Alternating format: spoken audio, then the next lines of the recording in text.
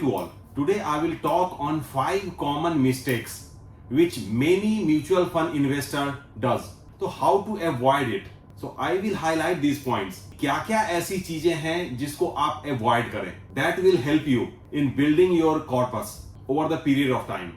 So before I start the video, I just want to request to subscribe my channel because lot of you are watching the channel but you are forgetting to subscribe. So please subscribe और हम start करते हैं और समझते हैं कि कौन कौन से ऐसे points हैं जो कि आपको ध्यान में रखना है if you are planning for a SIP or you are planning for a lump sum mutual fund investment. The first and the biggest mistake many investors do is they go for the historical data. Past performance is not a guarantee for future returns. ये बात आपको हमेशा ध्यान में रखना है, इसलिए आप पास्ट की परफॉर्मेंस उसकी देखें, कोई दिक्कत नहीं है. So just to mitigate this risk कि पास्ट के परफॉर्मेंस को हम कैसे एनालाइज करें, मिनिमम 5 से 7 साल 10 साल का आप ऑन एन एवरेज रिटर्न देखें. साल 2 साल या 6 महीने का जो भी रिटर्न है, बेस्ड ऑन दैट आप अपना डिसीजन ना लें. किसी भी म्यूचुअल फंड के प्लान में आप इन्वेस्ट करते हैं तो मिनिमम 5 साल 10 साल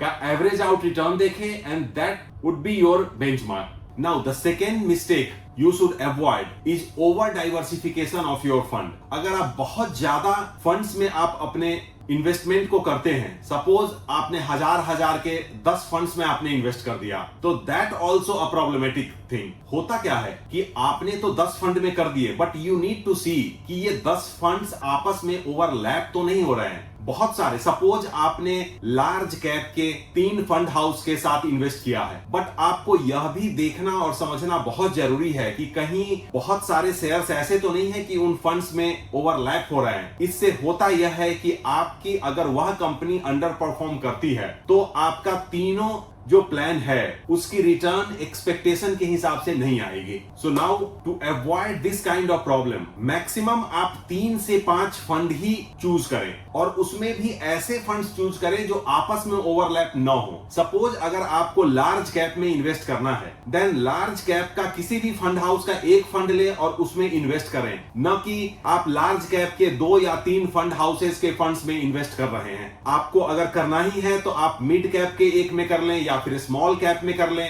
आप थीमेटिक फंड्स हैं उसमें कर लें, आपके पास मेटल गोल्ड सिल्वर के हैं उसमें कर लें. तो डाइवर्सिफिकेशन इस तरीके से करें कि डिफरेंट फंड में फंड एलोकेट करें. इंडेक्स फंड है आप उसमें कर सकते हैं, सो दैट कि जो कंपनीज के शेयर आपके फंड मैनेजर लेंगे वह ओवरलैपिंग ना हो. बिकॉज एवरी शेयर आपके फंड मैनेजर जिस फंड में भी रखेंगे, इट्स अपॉर्चुनिटी फॉर यू. अगर सेम कंपनी ओवरलैप होंगे तो it will impact on your return at the end. Now the third problem, and ये भी बहुत ही कॉमन प्रॉब्लम है, stopping SIP during market downturns. Whenever आप म्यूचुअल फंड में, चाहे आप एसआईपी ले रहे हैं या आप लंप सम इन्वेस्ट कर रहे हैं, तो हॉरिजन हमेशा 5 से 7 साल से 10 साल का रखें. अगर आपको शॉर्ट टर्म के लिए इन्वेस्ट करना है तो उसके प्रोडक्ट्स अलग हैं. Then you need to specifically invest in those products. अगर आप म्यूचुअल फंड में कर रहे हैं तो it's a long ball game. इसमें लॉन्ग टर्म लॉन्ग हॉरिजन का ही कॉन्सेप्ट अपने दिमाग में रखें और फिर इन्वेस्ट करें. क्योंकि जनरली होता है कि जब भी कुछ डाउन टर्न्स आ रहे हैं या मार्केट में वॉलेटिलिटी है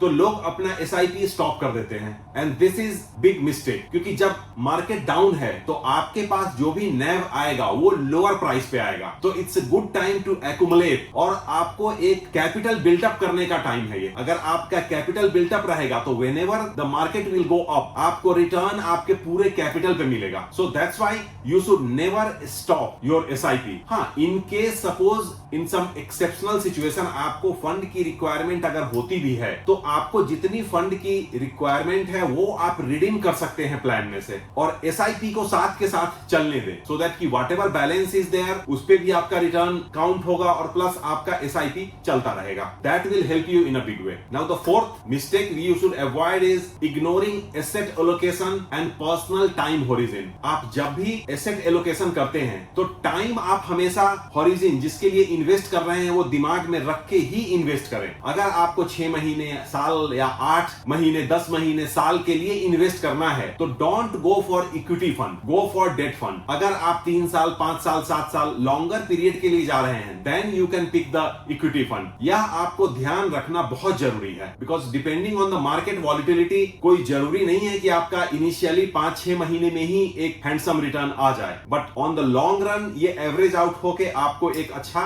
रिटर्न मिलता है। इसलिए जब भी आपको शॉर्ट टर्म के लिए इन्वेस्ट करना है, शॉर्ट टर्म में साल भी हो सकता है, 2 साल तक का आप लेके चले because the way things are moving these days, तो आप डेट फंड में कर सकते हैं, आर्बिट्राज फंड में कर सकते हैं, या फिर आपके बैंक के एफडीज होते हैं, इन सब में आप इन्वेस्ट कर सकते हैं। वहीं अगर आपका होरिजन 3 साल से 5 साल का है देन आप लार्ज कैप में एलोकेट कर सकते हैं अपना फंड, इंडेक्स फंड में भी कर सकते हैं, या फिर हाइब्रिड फंड्स हैं तो हाइब्रिड फंड में आप कर सकते हैं। अगर आपका होरिजन 5 साल से प्लस का है then definitely you can go for small cap, you can go for mid cap, flexi cap, because flexi cap में भी आपका small cap का पोर्शन रहता है। तो इस तरीके से आपका अगर एक वाइज एलोकेशन होगा तो that will help you to get a desired return. Now fifth and the last mistake mutual fund investors does कि डिसिप्लिन की कमी रहती है। किसी महीने जा रहा है आपका, किसी महीने you don't have fund, तो एक रेगुलर मंथली वेज में नहीं जा पाता है। तो ये आपको सीरियसली अवॉइड करना है। whatever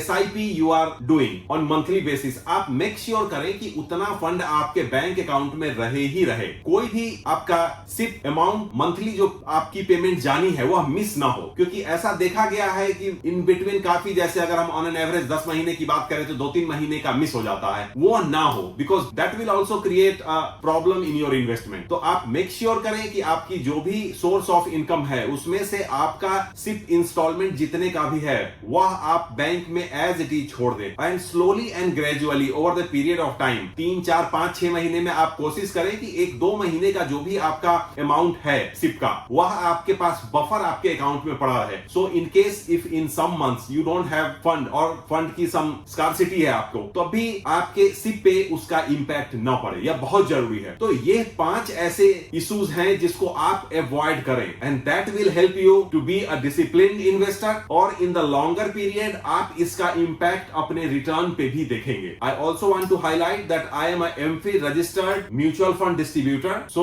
if you need any additional information also, or if you need support in picking your fund कि कहाँ इन्वेस्ट करें, कितने अमाउंट से स्टार्ट करें, तो definitely you can connect with me. For more informative and educational video, don't forget to subscribe my channel. Same time press the bell icon so that कि मैं जब भी कुछ वीडियो लाता हूँ तो you will get the notification and you can watch. By the time I come with the next video, stay safe, stay healthy. Thank you.